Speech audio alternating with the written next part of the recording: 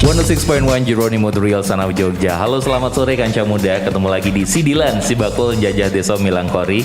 Persembahan dari Dinas Koperasi dan UKM Daerah Istimewa Yogyakarta dan didukung sepenuhnya oleh dana keistimewaan. Sore hari ini Kanca Muda, Awan bakal ngangkat sebuah tema nih ya, pemberdayaan dan revitalisasi peran perempuan masa kini dan masa mendatang. Ini penting banget nih Kanca Muda, karena di sebuah negara itu yang namanya perempuan menjadi sebuah tiang ya. Jadi baik tidaknya negara itu tergantung perempuannya seperti apa. Dan sore hari ini Awan ada di gedung PKK Komplek Kepatihan bersama wanita-wanita yang luar biasa. Ada Ibu Sri Nurkiat Siwi, Kepala Dinas Koperasi UKM DIY. Selamat sore Ibu. Selamat sore Mas Awan. Sehat Ibu Nje? Alhamdulillah sehat. Selamat sore Kanca Muda di Jogja. Oke, dan di sebelahnya sangat terhormat sekali, matur nuwun Ibu.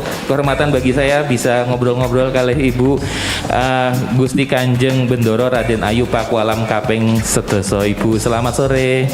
Selamat sore Mas Awan dan selamat sore Kanca Muda Jeronimo. Terima kasih Ibu menyempatkan waktunya di tengah kesibukannya. Sudah mau Natalan masih menyempatkan untuk mengobrol, matur nuwun. Dan ada juga wanita yang luar biasa. Ini ada Ibu Nurlisnani Pamela. Ini beliau adalah owner dari Pamela Group. Itu pasti tahu banget Kanca Muda ya. Selamat sore Ibu Nur. Selamat sore Kanca Muda Jeronimo. Semoga semuanya sehat dan bahagia. Amin, amin, amin, amin ya. Dan ini luar biasa banget Bu. Sebenarnya yang kalau ngomongin soal perempuan ini kan nggak ada habisnya. Perempuan ini punya peran yang sangat penting gitu Nji. Dan kalau misalnya Gusti pengen tahu nih Gusti, kalau misalnya kiprah perempuan saat ini menurut Gusti kados pundi, seperti apa sih Gusti? Ya. Saya rasa perempuan pada saat ini kiprahnya sudah luar biasa, sudah setara dengan laki-laki. Apalagi di tim penggerak PKK Daerah Istimewa Yogyakarta, kita mempunyai program-program yang luar biasa. Jadi program-program untuk kader-kader PKK di seluruh Indonesia, dari tingkat atas paling atas sampai ke bawah, jadi ke Dasawisma. Kita punya program-program yang kita bagi menjadi 5 ya. Program yang pertama adalah di Pokja 1, jadi tentang pengamalan Pancasila, tentang gotong royong. Jadi kita mengimplementasikan keadaan untuk anak-anak dan perempuan pada kader. Itu kita punya program yaitu pola asuh anak dan remaja dengan penuh kasih sayang. Oke. Dan yang Pokja 2 ini adalah yang berkaitan dengan Bu Siwi, yaitu programnya adalah UP2K, jadi usaha peningkatan pendapatan keluarga. Ya. Mungkin belum UMKM ya, jadi ini mikro UMKM-nya. Tapi mereka mempunyai semangat yang tinggi untuk meningkatkan pendapatan keluarga, itu semangatnya tinggi sekali. Karena pada masa pandemi ini mereka malah bersatu atau mempunyai semangat untuk membuat barang atau makanan untuk peningkatan pendapatan keluarga itu. Oke. Malah inisiatifnya keluar nih Bu. Iya, inisiatifnya keluar karena keadaan. Memang sekarang pada masa pandemi itu UMKM lah yang naik tingkat. Nggih. Yang Pokja ketiga itu adalah tentang pangan, sandang, dan tata kelola rumah tangga. Itu juga kita punya program Aku Hatinya PKK. Jadi halaman asri nyaman untuk keluarga itu. Jadi kita harus meningkatkan halaman itu biar menghasilkan. Iya, betul. Juga yang Pokja 4 itu tentang kesehatan. Pada masa pandemi ini merekalah yang selalu gencar-gencarnya untuk meningkatkan kesehatan kita. Jadi programnya adalah tentang stunting dan percepatan vaksinasi untuk masa pandemi ini. Oke. Dan yang terakhir itu adalah sekretariat dan bendahara, mereka mengelola data-data yang ada. Jadi sebetulnya data-data PKK itu banyak sekali datanya. Jadi banyak juga OPD-OPD yang mengambil data kita untuk laporan mereka. Nah, itulah PKK di masa pandemi ini tidak hanya diam saja, tapi juga membantu pemerintah untuk meningkatkan pendapatan keluarga, untuk percepatan vaksinasi. Karena PKK mempunyai anggaran yang direfocusing untuk kegiatan vaksinasi. Jadi vaksinasi yang ada di daerah yang terpencil itu malah diraih dengan PKK. Kita melakukannya. Tapi memang akhirnya kalau dilihat dari 10 program pokok PKK, kemudian dari pokja-pokja yang ada di PKK, sebenarnya ini peran perempuan sangat vital ya, karena kan akhirnya dari keluarga, dari ekonomi, bahkan lingkungan itu semuanya dihandle nih oleh perempuan gitu. Bahkan data-data anak stunting, yang imunisasi berapa, yang pakai alat kontrasepsi berapa untuk keluarga, mengatakan semuanya di PKK ya Bu ya. Ya, PKK punya datanya. Itu kan berarti sangat-sangat luar biasa bagaimana peran perempuan di tengah pembangunan ini seperti apa, bagaimana gitu. Kalau misalnya dari segi perspektif masyarakat Jawa sendiri, bagaimana sih Bu sebenarnya peran perempuan saat ini, Mekatan? Kalau apalagi di Jawa nih, di Jawa itu peran perempuan sudah luar biasa nih. Jadi karena mungkin hanya di politik hanya mungkin 30%, tapi di luar politik kita mempunyai data yang bahwa perempuanlah yang menjadi tonggak ekonomi, itu malah perempuan, Mas. Karena datanya itu ada 67% yang ada yang perempuan menjadi kepala rumah tangga, ada perempuan yang mempunyai usaha sendiri. Itu luar biasa. Dan salah satunya nih perempuan yang memulai usaha dari nol ini adalah Bu Nur nih. Bu Nur ini kan dalam bukunya, Ibu kan juga menulis buku itu dalam bukunya juga menceritakan bagaimana kisahnya, perjuangannya dulu memulai dari SMP kemudian dan lain-lain. Nah ini boleh dong Bu sharing-sharing cerita ke Kanca Muda di rumah. Bagaimana nih suka dukanya Ibu sebagai seorang perempuan membangun usaha dari nol itu seperti apa Bu? Bagaimana gitu? Ya, saya memang sejak kelas 5 SD itu sudah itu sudah sering membantu simbah jualan gitu ya. Terus saya bikin mainan gitu, ya kalau sekarang sih sudah nggak laku ya. Tapi dulu apa Bu? Buat mainan apa dulu Bu? Dari kertas yang dilipat-lipat itu, dilipat-lipat warna-warni itu, terus diberi pemberat batu, terus bisa kalau kena angin itu bisa putar-putar gitu loh. Oh, iya. Seperti kertas lipat itu loh. Iya, betul. Dimulai dari itu saya kok membuat, terus saya centelke di tempat jualan tokonya, warungnya Sibah. Kok laku, ditanya harganya berapa, nah, terus saya buat lagi laku lah. Dari situ saya itu terus berarti kalau saya itu bergerak, saya itu bekerja, saya bisa menghasilkan uang gitu. Itu baru kelas 5 SD gitu.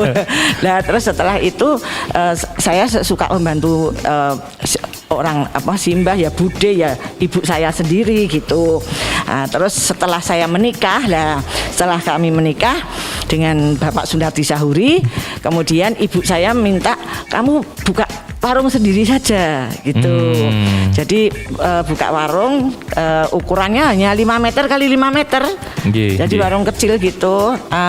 Terus dengan modal 250.000 atau senilai 100 gram emas. 14 September 1975. Oke. 46 tahun yang lalu. Ini berarti berkesan sekali gitu kan, sampai kelingan tanggal gitu. 46 tahun yang lalu ya. Kemudian modal itu saya pinjam ke ibu saya 175. Kemudian yang 75 itu adalah kado atau pemberian pada waktu kami menikah. Kami menikah 5 Juli 1975. Nah, 175 yang pinjaman ibu saya itu ya saya kembalikan selama 2 tahun dicicil gitu. Wah, luar biasa. Ya, jadi pokoknya disiplin gitu ya. Walaupun ke orang tua ya tetap harus dikembalikan. Terus kami buka warung itu hanya barang-barangnya itu sedikit sekali. Dulu apa Bu pertama kali yang dijual? Ya, itu kebutuhan sehari-hari, kebutuhan kelontong. Terus banyak saya jualan mainan anak. Mainan anak itu kalau dulu layang-layang. Layangan itu layang-layang. Kemudian kelereng, terus gambar yang dipotong-potong disebar ya itu pokoknya zaman tahun dulu itu. Wayangan istilahnya kalau zaman dulu ya Bu. Wayang ya itu. Nah, itu ternyata anak-anak itu banyak sekali yang masuk ke warung saya kan. Nah, terus saya juga jual kebutuhan sehari-hari. Nah, nanti anak-anak kecil itu tadi bilang ke ibunya, Bu, itu ada warung baru gitu loh. Nah, akhirnya ibunya pada datang gitu. Nah, itu mulai menarik dari anaknya gitu ya. Iya, jadi itu dimulai di Jalan Kusumanegara. Ya, jadi yang sekarang dipakai untuk Pamela 1 itu. Itu awalnya di situ. Terus ya sedikit tanpa karyawan, jadi hanya berdua dengan suami. Walaupun suami saya ya guru ya, suami saya guru, tapi ya disambi lah gitu ya. Jadi pokoknya dengan telaten, sabar, terus kerja keras. Buka jam 6, tutup jam 9 malam. Iya. Terus sedikit demi sedikit dengan menabung, juga hidup hemat ya, jadi tidak boros.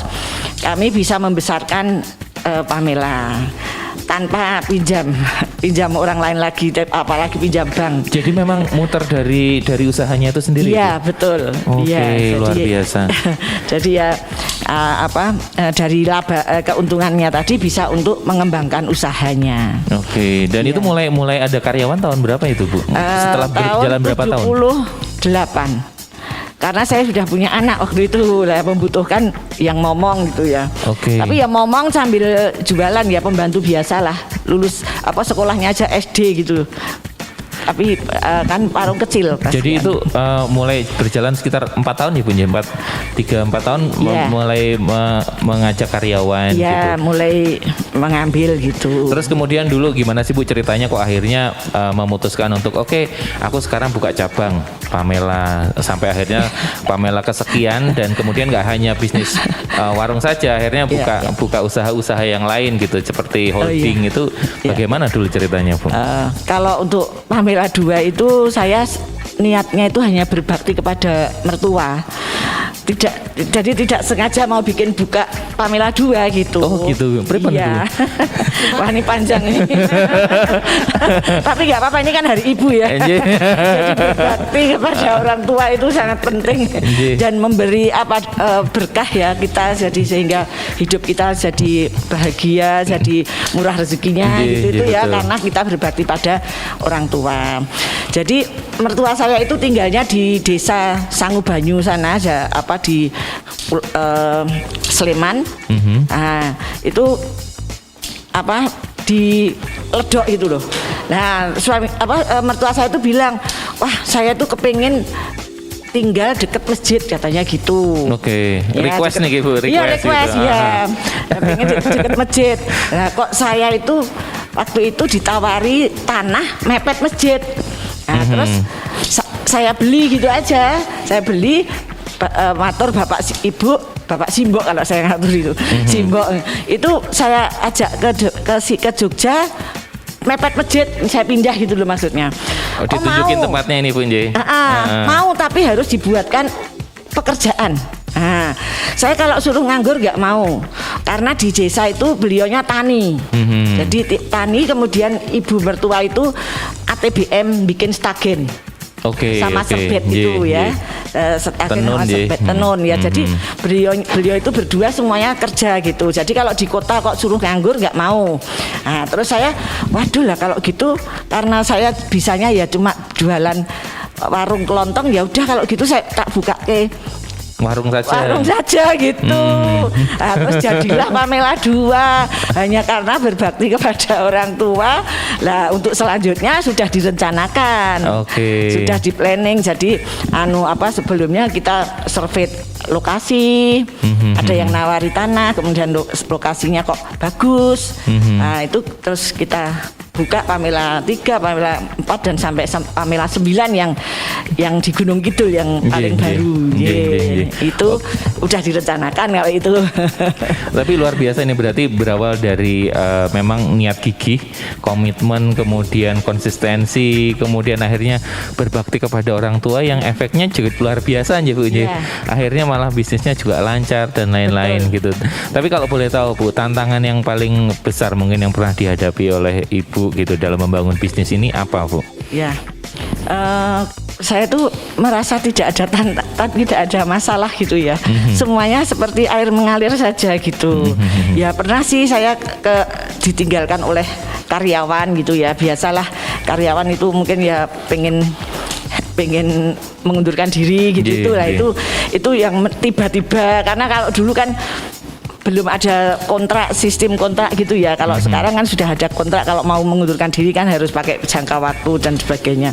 Nah itu pernah jadi saya harus tutup warungnya gitu tuh loh. Karena ditinggal sama karyawan. Iya, karyawan ya maklum lah belum ada peraturan ya. Jadi itu aja. Kalau yang lainnya alhamdulillah tidak ada masalah, dan karena saya itu bisa dipercaya, jadi jujur dan bisa dipercaya, itu supplier yang memberi barang dagangan itu tuh saya tidak harus membeli cash, tapi boleh tempo. Nah, betul. Yang dimiliki oleh seorang wirausaha itu harus jujur, terus amanah, bisa dipercaya. Kalau memang suruh bayar 1 minggu ya harus dibayar 1 minggu, misalnya gitu. Nah, nanti itu dengan kita kepada supplier A itu bilang bayarnya tepat, nanti supplier A itu akan cerita kepada B, X, Y, Z. Itu loh Pamela itu dikasih ini barang terpercaya aja. Nih gitu nih. Kepercayaan bisa dipercaya gitu. Bisa dipercaya. Nah, itulah saya kenapa tidak harus meminjam bank, tapi dagangan semuanya datang sendiri. Ya, dengan bekal kejujuran dan bisa dipercaya. Karakter kejujuran itu menjadi sebuah pokok kunci ya Bu. Iya. Ini kalau Gusti Kanjeng melihat perjalanannya Ibu Nur, pripun Bu, pendapatnya seperti apa melihat perjuangannya seorang perempuan nih dari SD sampai membangun, ternyata sekarang sudah punya cabang yang banyak sekali ini.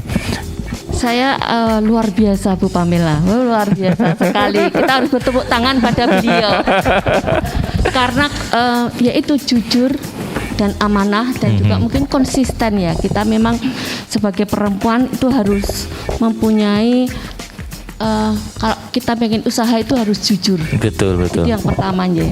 Jadi, luar biasa Ibu. Saya salut sekali sama Ibu yang ternyata memang mempunyai jiwa dagang yang luar biasa. Memang tidak semua perempuan itu mempunyai jiwa dagang yang seperti Ibu. Jadi monggolah kita sebagai kaum perempuan harus mempunyai cita-cita dan semangat yang tinggi untuk mensejahterakan keluarga, untuk meningkatkan pendapatan keluarga, dan juga untuk keluarga, masyarakat, dan mungkin seluruh Indonesia ini. Benar, akhirnya ini jadi jadi tugas kita bersama. Ayo bareng-bareng ini kalau bisa perempuan juga menjadi peran. Dan kalau misalnya ngomongin soal memaksimalkan atau bagaimana menggali potensi perempuan dalam berwirausaha, itu salah satunya juga kan jadi peran dinas koperasi. Nah, strateginya apa ini Bu untuk akhirnya mengoptimalisasi peran perempuan dalam usaha UMKM? Karena kalau tercatat sebenarnya 37 juta UMKM itu dikelola oleh perempuan. Itu nilai yang luar biasa sebenarnya Bu. Itu bagaimana Bu, strategi apa ini Bu dari dinas koperasi? Ya, selamat sore semua kanca muda di Jogja Jeronimo yang mestinya semangatnya juga luar biasa seperti Gusti Putri, Bu Nur gitu. Jadi kan saya jadi tadi Jadi semangat lagi nih. Kemarin semangat nggak? Oh semangat, tapi lebih semangat lagi saya akan bagaimana sebetulnya para pelaku usaha ini seperti Gusti Putri tadi, sebetulnya di dalam PKK sendiri itu kan pokjanya itu sudah luar biasa, semuanya sudah mengcover, tapi bagaimana memanage saja kan gitu. Kalau Mas Awan tadi menyampaikan hampir kalau saya ketemu ini Kanca Muda di Jogja, kalau ketemu para pelaku usaha ini hampir 90% kalau ketemu di kelas ini wah ibu-ibu semua gitu. Betul, makanya kan ini ternyata tadi terjawab oleh Bu Nur itu. Bu Nur ini wah ini udah masuk motivator yang sangat luar biasa gitu. Bagaimana integritas ini masuk di sana. Integritas itu kan ada trust di sana. Bagaimana strateginya itu kayaknya sederhana tapi itu strategi yang luar biasa. Bagaimana menarik ibu-ibu dengan menjual mainan anak-anak. Nah, ini kan kembang bagaimana trust terhadap itulah sebetulnya kami ini di Pemda DIY melalui Dinas Koperasi dan UKM di Daerah Istimewa Yogyakarta, kami pun mendampinginya ini mesti akan melihat terhadap sebetulnya permasalahan yang ada di lapangan ini seperti apa gitu. Para pelaku usaha ini seperti apa? Kalau bicara ini kan semangatnya Hari Ibu gitu. Saya bicaranya ibu-ibu ini sangat luar biasa. Satu kali mungkin pagi hari itu sudah bisa melaksanakan mungkin 5 pekerjaan bareng. Betul. Sambil masak, sambil setrika, sambil WA bikinin kopi suaminya, bangunin anaknya ini. Bapak-bapak kalau nonton bola itu ya sudah ditanya ibunya sebentar toh gitu. Nah, ini sering saya sampaikan, boleh kayak gitu tapi harus tetap kita profesional seperti itu tadi. Pencatatannya juga luar biasa. Maka kami pun pasti dalam melakukan pembinaan memang kita nggak membeda-bedakan ya antara pelaku usaha yang mungkin bukan perempuan, tapi ini bisa menjadi contoh gitu.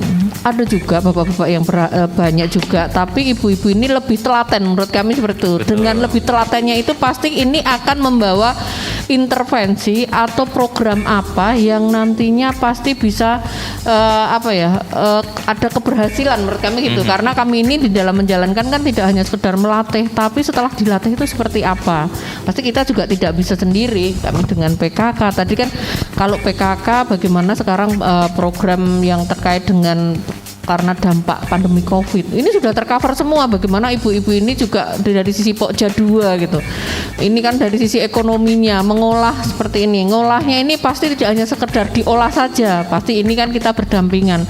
Pasti bagaimana kita arahkan kalau akan meningkat lagi legalitasnya. Betul. Bagaimana ini keamanan saat dimanfaatkan untuk stunting kan gitu. Jadi sekarang yang dibutuhkan apa? Maka kami pun di Dinas Koperasi lebih mengawal bagaimana terkait legalitas. Kalau mana ibu-ibu yang punya produk yang mestinya ini juga harus kita tingkatkan, legalitasnya gimana? Sudah kagungan nomor induk berusaha enggak? Karena untuk naik kelas itu kan pasti legalitas. Nah, produknya gimana? Sudah ada PIRT-nya belum? Kalau produknya memang lebih dari 1 minggu ini kan kematannya gitu. Oh, untuk halal ini kan juga sudah diatur. Nah, inilah kami juga mendampinginya di sana gitu, mendampinginya sesuai dengan kebutuhan, sesuai dengan permasalahan yang ada di lapangan. Jadi Mas Awan memang Kanca Muda di Jogja ini kemarin dengan adanya pandemi COVID pasti ekonomi mengalami down gitu ya.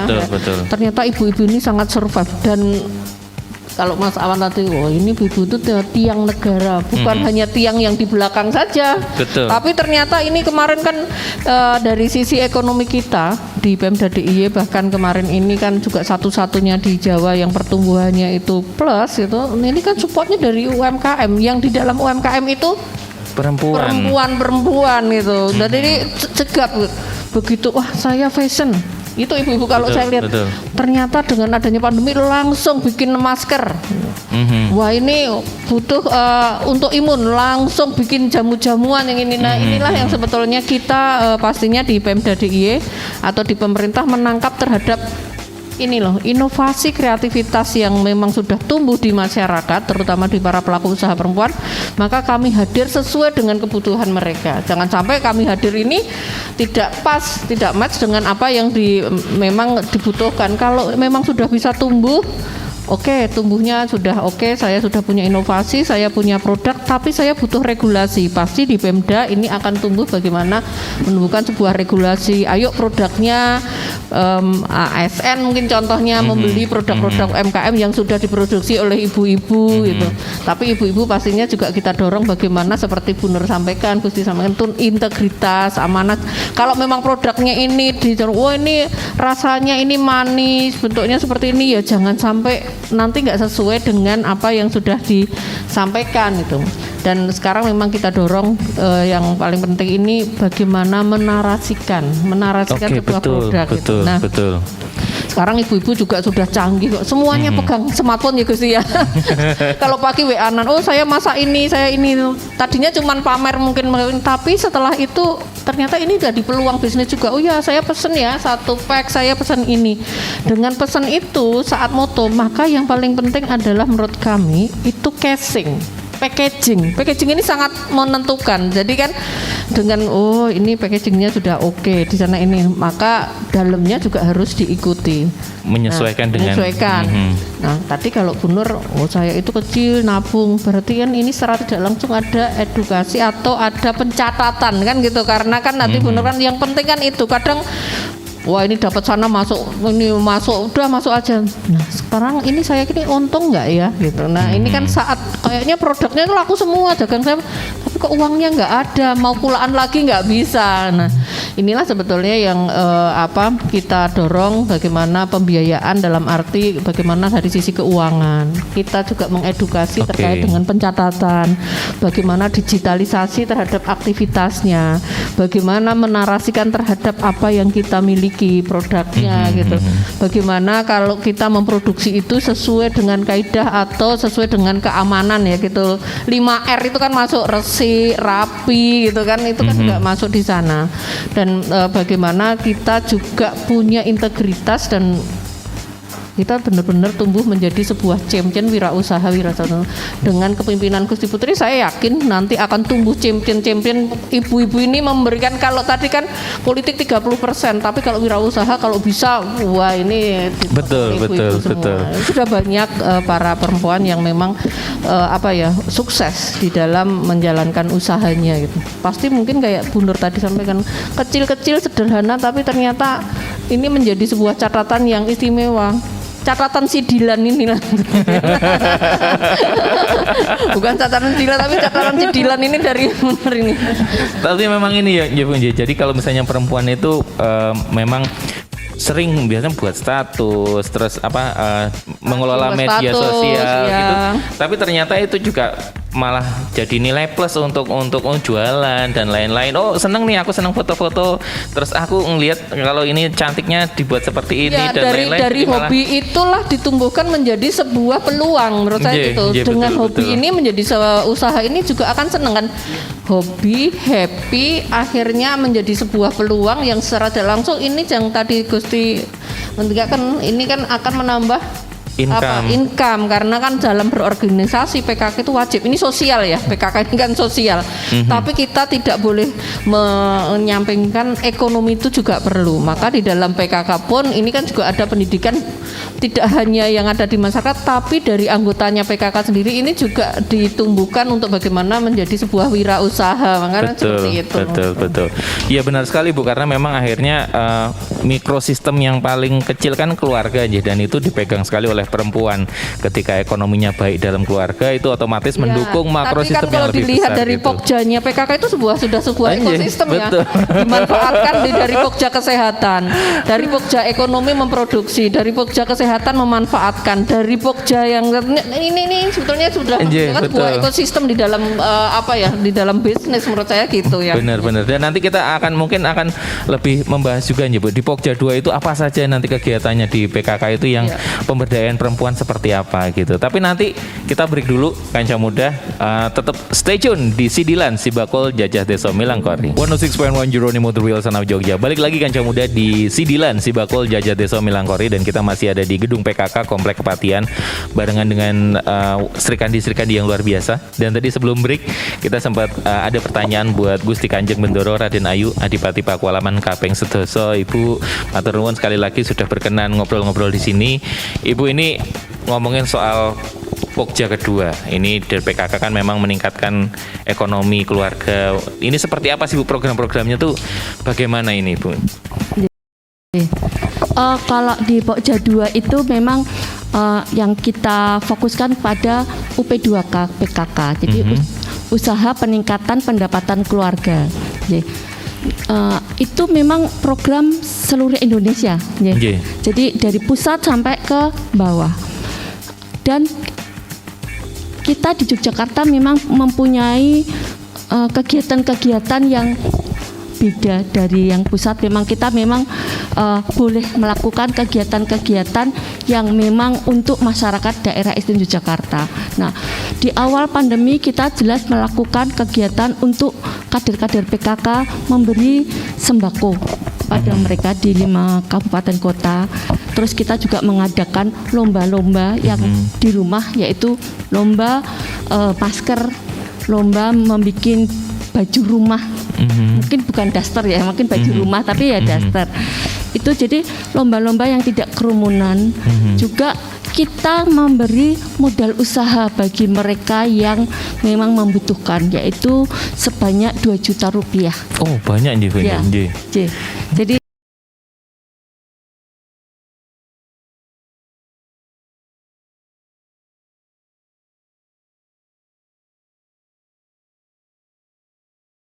setiap Pokja mempunyai anggaran tersendiri. Nah, kemarin itu memang pada masa pandemi ini kita tidak bisa melakukan kegiatan-kegiatan yang berkerumunan atau pergi ke pusatnya kan. Nah, uang-uang tersebut, anggaran tersebut kita refocusing untuk kegiatan-kegiatan yang bermanfaat bagi masyarakat daerah istimewa Yogyakarta. Oke, dan kalau yang kemarin tadi Gusti ngendikan diberikan modal 2 juta, itu kebanyakan usahanya apa itu Ibu? Oh, usahanya macam-macam. Memang kita tidak langsung. Jadi kita berjenjang, kita memberitahu ketua tim penggerak PKK kabupaten kota untuk melakukan kegiatan yang siapa-siapa saja yang mereka pilih untuk kita beri modal usaha itu. Oh, jadi diseleksi terlebih dahulu, ya, bagaimana dikurasi, oh baik tidak, nanti kemudian baru diberikan suntikan modal mengatakan ya. Dan kalau misalnya boleh cerita sedikit Gusti, ini kan Gusti Putri ini juga kan seorang usahawan, seorang wanita juga, tokoh masyarakat juga yang sibuknya luar biasa. Nah, ini boleh cerita sedikit dong, bagaimana sih caranya membagi peran? Ini membagi peran, saya sebagai seorang usahawan, saya sebagai seorang tokoh masyarakat, ini bagaimana Gusti Putri? Memang kalau dilihat dari kesibukan saya itu dari pagi sampai malam itu keluar terus dengan berbagai macam kegiatan, tidak hanya PKK. Saya wakil ketua tim penggerak PKK, tapi karena Ibu Ratu ada di Jakarta, jadi kebanyakan dilimpahkan ke saya. Saya juga wakil ketua Dekranas yang juga ngurusi juga, dan yang lain-lainnya. Memang saya bergerak di bidang sosialnya. Nah, waktu di Puro di rumah itu biasanya hanya pagi sama malam, dan kita selalu berkomunikasi. Saya sama suami saya selalu berkomunikasi sama Kanjeng Gusti itu kegiatan-kegiatan apa yang saya lakukan pada pagi hari, dan jadi beliau tahu kegiatan-kegiatan apa saja yang saya lakukan. Juga saya punya me time tersendiri, yaitu saya membatik. Betul. Tapi saya membatiknya itu saya mempunyai satu tim. Jadi enggak saya batik sendiri, semua saya sendiri, tidak. Jadi saya punya tim perpustakaan, saya punya tim membatik. Karena saya membatik itu dari naskah-naskah kuno yang ada di Pakualaman. Jadi batik saya tidak ada di luar karena saya menciptakan motif tersendiri. Dan motif saya itu bukan batik sekarang, tapi tetap saya motif batik klasik. Dan saya sudah melakukan batik dengan naskah-naskah kuno itu sudah 100 lebih. Luar biasa. 100 lebih batik ciptaan saya. Dan kemarin waktu saya mantu yang anak pertama saya, itu semua batik saya ciptakan sendiri. Dari untuk pengantennya, untuk ijabnya, untuk resepsinya, untuk resepsi yang kedua, terus untuk orang tuanya, untuk adiknya, untuk sentono-sentono, untuk panitia, itu saya ciptakan semuanya sendiri. Dan baru semua dengan tema Surya Mularjo, karena memang saya membatik ya, jadi yang saya utamakan batiknya gitu. Luar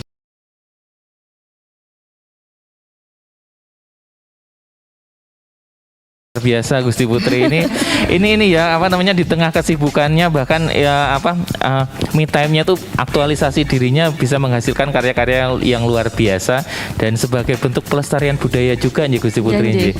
Nah ini kalau misalnya kamu nih kanca muda di rumah, anak-anak muda yang mager, yang cuman rebahan, yang cuman harusnya malu ini sama Gusti Putri, sama Bu Nur Pamela ini, sama Bu Siwi yang kegiatannya padat, sibuk, tapi masih bisa mengaktualisasi diri, masih bisa semangat, masih bisa menciptakan karya-karya yang luar biasa. Nah sebenarnya harapannya Gusti Putri ini untuk anak-anak muda, terutama untuk kaum milenial dan era modern, terutama kaum perempuan gitu, seperti apa Bu? Kedepannya harus seperti apa gitu? Ya saya rasa kanca muda Jeronimo, saya pengennya anak-anak muda sekarang, monggolah kita harus mengerti diri kita sendiri, pengennya itu seperti apa, jangan hanya melakukan kegiatan-kegiatan yang merugikan diri sendiri dan merugikan orang lain. Karena banyak sekali kegiatan-kegiatan yang tadi seperti kata Bu Siwi, dari hobi senang itu bisa menghasilkan itu yang kita pengen anak-anak muda itu seperti itu. Banyak sekali anak-anak muda yang sudah melakukan kegiatan itu. Betul. Sekarang karena saya di batik ya, jadi banyak sekali desainer muda batik yang bisa sampai ke kancah internasional. Lah saya pengennya anak-anak muda sekarang juga seperti itu. Kita harus punya semangat yang tinggi untuk melakukan kegiatan-kegiatan yang positif. Oke, nah semangat itu kanca muda. Dan kalau misalnya melihat dari pengalaman-pengalaman Gusti Putri, dari Ibu Nur itu, mereka berdua ini peka terhadap lingkungannya. Oke, aku tuh tinggal suka dengan batik dan lain-lain, akhirnya peka. Nah Bu Nur juga tadi peka, oke anak-anak nih seneng mainan, aku tak buat mainan. Nah kepekaan terhadap lingkungan itu menjadi sebuah hal yang penting gitu, dan ternyata bisa menghasilkan gitu. Dan kalau Bu Nur sendiri harapannya nih untuk kanca muda, kaum milenial, terutama perempuan di era modern ini seperti apa Bu? Kan tantangannya sudah berbeda gitu. Bagaimana? Iya, betul. Memang sudah berbeda dengan generasi kami ya. Sekarang ini udah IT semuanya yang dipakai ya. Jadi memang harus terus mengembangkan diri, bikin kreativitas, dan ide-idenya itu memang luar biasa ya sekarang ini. Promosi itu kan dilakukan oleh anak-anak muda. Jadi bisnis-bisnis yang dilakukan oleh orang-orang muda ini banyak sekali ya. Itu teruskan saja, jadi jangan, pokoknya kita harus mempersiapkan masa depan itu yang lebih baik. Jangan malas gitu, harus banyak belajar, kemudian juga melakukan meniru orang-orang yang sudah sukses lebih dahulu gitu. Itu biasanya kan seperti itu ya. Jadi kreativitasnya sangat diperlukan, dan sekarang IT sangat maju. Oke, gitu jadi aja. Malah menggunakan kekuatan yang saat ini untuk bisa melenting lebih tinggi nih seharusnya. Iya. Kalau misalnya Bu Siwi sendiri melihat Bu, ini tantangan perempuan dan tantangan anak muda di era milenial yang seperti ini harapan Ibu harusnya seperti apa gitu? Ya, tantangannya sangat luar biasa ya. Yeah. Tapi saya yakin dari ibu-ibu yang mungkin tidak milenial juga, tapi lebih ke kolonial. Tapi sebetulnya kolonial atau milenial itu menurut saya bukan dari dari usia. Gitu. Seperti Gusti Putri, Bu Nur. Ini kalau dari Yosua mungkin ini, tapi kan ini juga penggalinya ini juga milenial. Bagaimana ada tantangan ke depan? Maka inilah sebetulnya yang paling penting seperti Bu Nur sampaikan tadi sama Gusti ini kan bagaimana kita punya inovasi. Kita harus bisa tantangan ini menjadi sebuah peluang, karena di dalam sebuah permasalahan pasti ada peluang gitu. Jadi sebetulnya yang paling penting kita ini niat ini paling niat atau kemauan ini adalah modal utama. Kalau bicara modal bukan hanya bicara uang. Modal itu adalah niat kita. Kita ini harus profesional menurut saya gitu.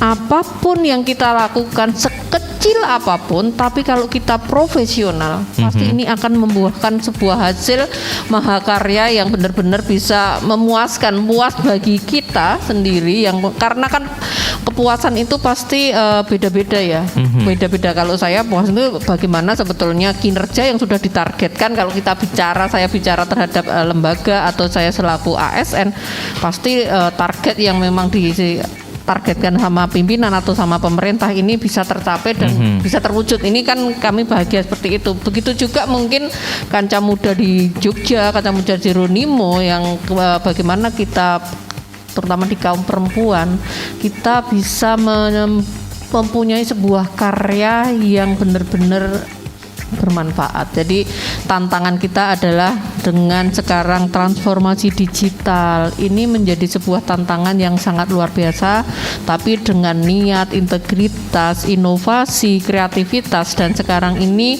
eranya bukan era untuk bersaing, tapi era kita adalah daya saling. Dan bagaimana kita siap untuk melakukan adaptasi.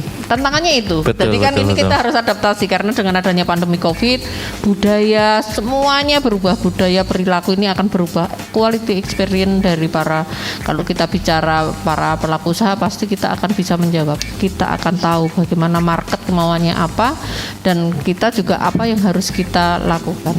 Betul. Jadi memang akhirnya kalau misalnya disimpulkan tadi Gusti Putri, Bu Siwi, terus Bu Nur itu niat dan Gusti Putri tadi juga ngertikan mengenali diri sendiri. Iya.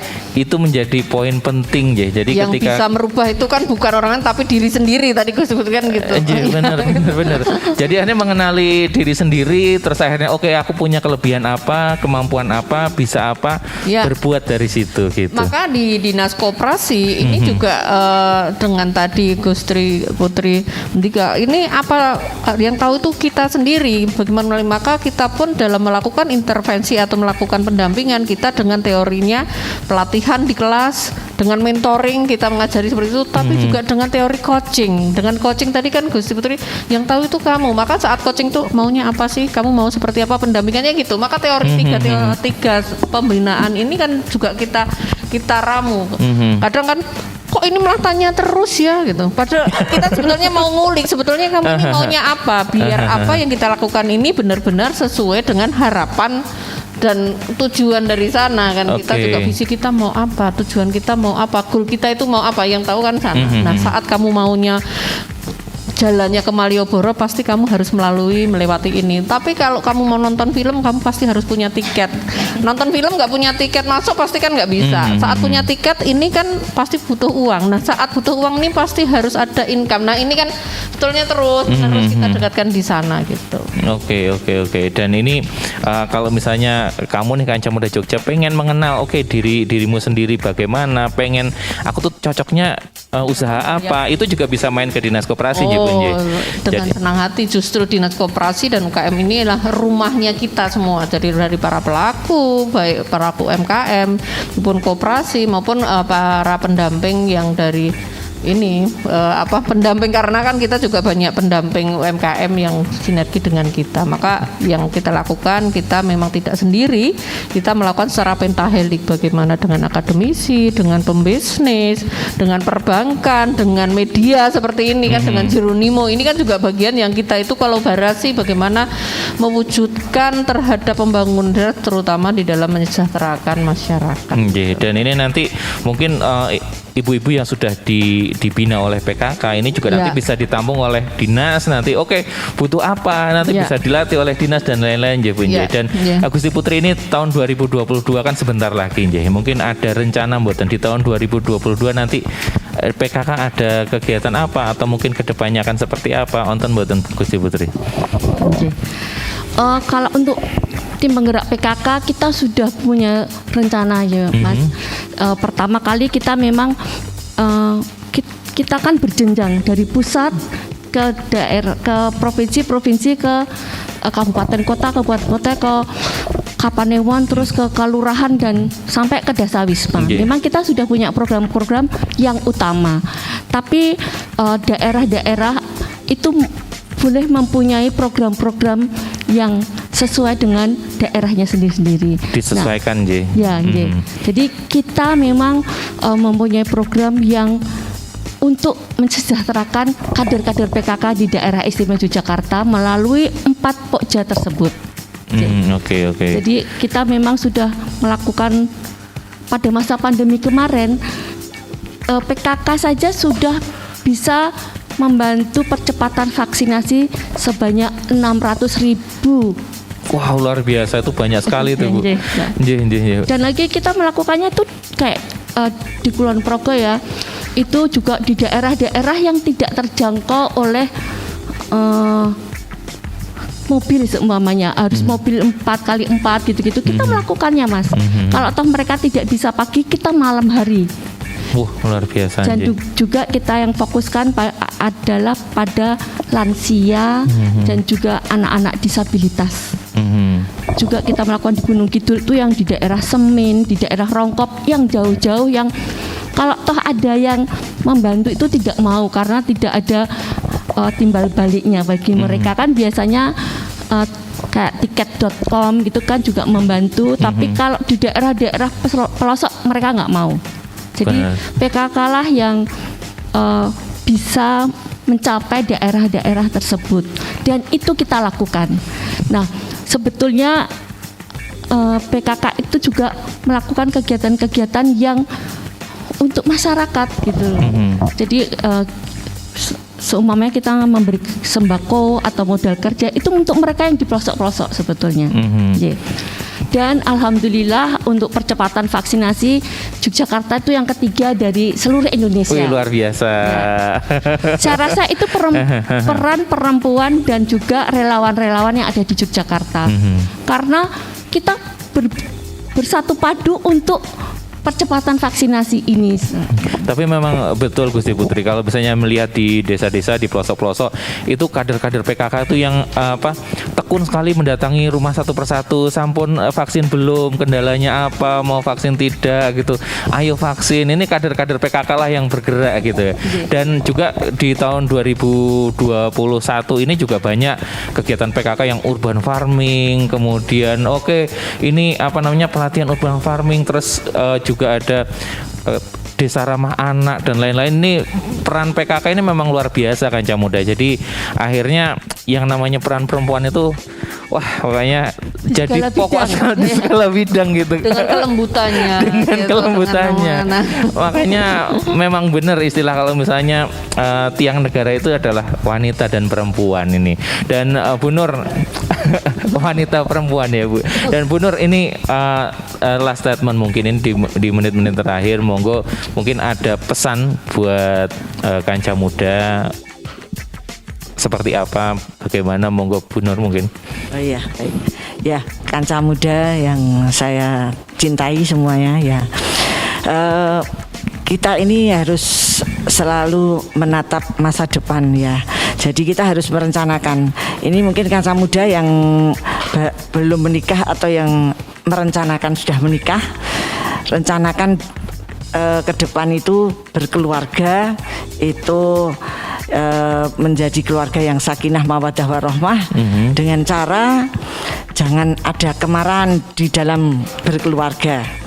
Jadi kalau yang sudah berkeluarga ini ya, kuncinya untuk menjadi keluarga sakinah itu adalah tidak pernah marah, apalagi suami marah kepada istri ngeyel kepada suami, itu jangan ada.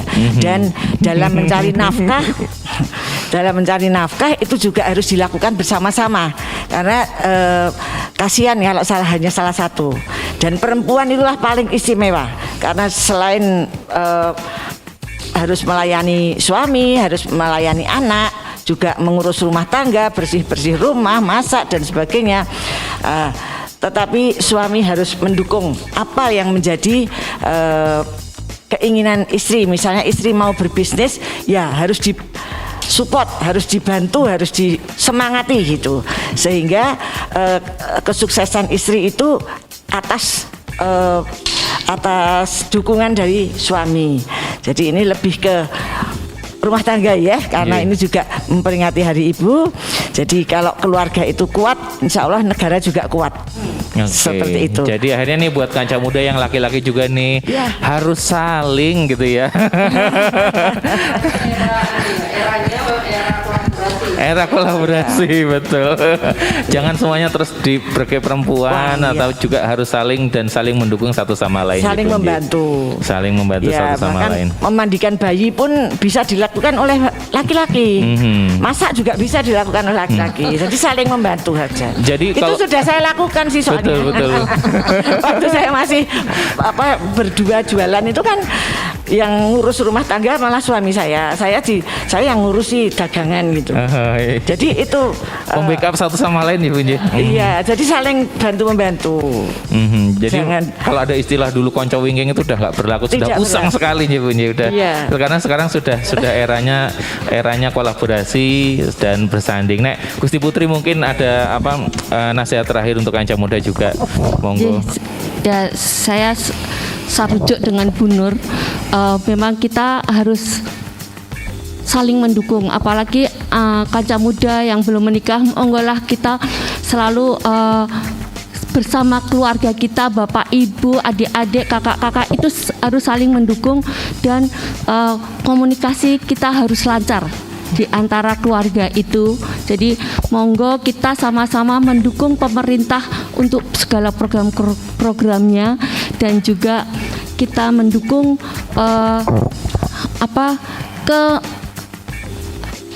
integritas diri kita apa. Jadi tidak semua memang harus pintar di sekolahnya, tapi harus pintar di kehidupannya. Oke, mantur nuwun Gusti Putri. Kalau Bu Siwi mungkin ada dari segi UMKM juga, dari segi usaha ini bagaimana Bu, mungkin buat kanca muda di rumah? Kanca muda di Jeronimo, kanca muda Jeronimo. Jadi kita ayo terus berkarya, melakukan inovasi, kreativitas, dan tadi karena kita ini eranya transformasi digital, pasti kita harus bisa menangkap peluang yang ke depan kita punya visi yang punya visioner, dan bagaimana kita berkarya ini tidak lepas dari bagaimana kita melakukan kolaborasi, dan saatnya kita juga harus siap untuk melakukan adaptasi. Pasti kami juga kalau sekarang tepat di Hari Ibu, memperingati Hari Ibu ini tidak akan bisa terwujud ibu-ibu saat memperjuangkan bagaimana ibu-ibu ini pasti ini butuh sebuah support dari kaum laki-laki juga, bapak-bapak, maksudnya kan support yang luar biasa ini juga sangat penting gitu. Jadi intinya gitu Pak, apapun yang kita lakukan dengan profesional pasti kita bisa. Oke, luar biasa. Matur nuwun Bu Siwi. Luar biasa sekali kanca muda Jogja. Tema kita di sore hari ini adalah pemberdayaan dan revitalisasi peran perempuan masa kini dan masa mendatang. Karena perempuan memang punya peran yang sangat besar sekali, dan sampai saat ini 37 juta UMKM pun dikelola perempuan. Terus 54% itu sendiri UMKM juga dikelola perempuan. Kemudian hampir pelaku UMKM secara teknis juga 97% menurut data itu juga perempuan gitu kan. Bagaimana peran perempuan ini sangat-sangat luar biasa, dan memang yang paling penting adalah jangan hanya semuanya ditujukan ke perempuan, tapi sebagai laki-laki juga harus support nih, kolaborasi gitu. Jadi jangan hanya menumpukan semuanya, tapi kita semua saatnya untuk kolaborasi, saatnya untuk bergerak bersama biar lebih cepat larinya. Dan jangan lupa buat kamu kanca muda yang mungkin belum tahu pengen apa seperti apa, kenali dirimu sendiri, kemudian peka terhadap lingkungan dan lakukan apa yang kamu sukai. Mungkin dari situ akan muncul kegiatan-kegiatan yang kemudian positif dan menghasilkan Bu Nje. Luar biasa. Terima kasih Gusti Putri, terima kasih Bu Nur, terima kasih Bu Siwi. Dan ketemu lagi kanca muda Jogja di Sidilan. Kapankah gerangan? Nah, ini nanti kita tunggu tahun depan kanca muda Jogja. Awan Narendra harus pamit. Sekali lagi matur nuwun Gusti Putri, matur nuwun Bu Siwi, matur nuwun Bu Nur. Terima kasih. Ini sebenarnya masih banyak yang pengen saya kulik sebenarnya. Cerita batiknya Gusti Putri belum dikulik tadi. Ceritanya perjalanan Bu Nur juga belum dikulik. Nanti Bu kapan-kapan ya Bu Nje. Terima kasih banyak, dan Awan Narendra harus pamit dari Sidilan. Terima kasih. Sidilan sign out. Love Jogja and UN. Bye bye.